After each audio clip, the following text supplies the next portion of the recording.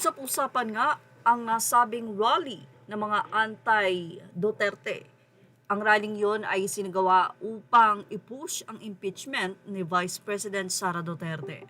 Mula sa supporters ng mga Duterte na si E.B. Jugalbot sa kanyang Facebook page, ibinahagi niya ang nasabing post ng Rappler kung saan ay tahasang pagtanggi at wala man lang nagpaunlak ni isa para magsalita hinggil sa tema ng nasabing rally. Ayon kay E.B. Jugalbot, dilawang budol rally, pati ang Rappler nagtataka bakit ayaw magpa-interview ng mga rallyista sa kahapon sa EDSA at inamin pa ng reporter na di tulad sa INC rally noong January 13 na bukas loob na magpahayag ang mga nag-attend doon sa kanilang saloobin laban sa impeachment ni VP Sara. Sa rally na ito, tikom naman ang bibig ng mga rallyista. Ha ha ha! Well, alam na this, nabudol at bayaran ang mga nagrally na yan. Kaya naman ang mga netizen, narito ang naging-reaksyon matapos sabihin mismo ng reporter na ayaw yata nilang magpa-interview.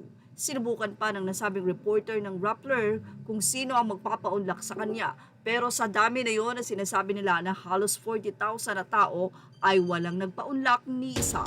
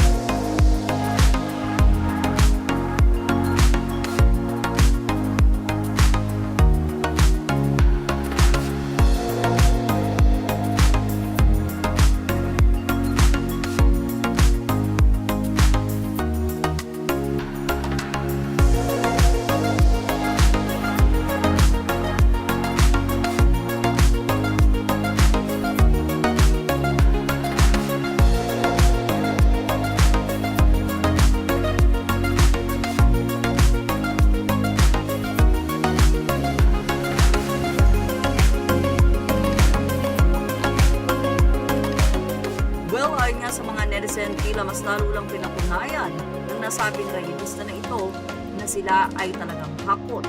Sana man lang daw ay may tumayo at nagsalita. Pero dahil hakot nga ito, hindi nila alam kung bakit sila nandoon at kung anong kanilang sasabihin. Well, napareact na nga lang ang reporter ng Rappler dahil ni isa wala talagang nagpa-interview sa kanya. Ano ang masasabi about dito? Ilagay na ang opinion sa aming comment section. Images are all credit to the right rumors. Thank you for watching. Please like, share, and subscribe.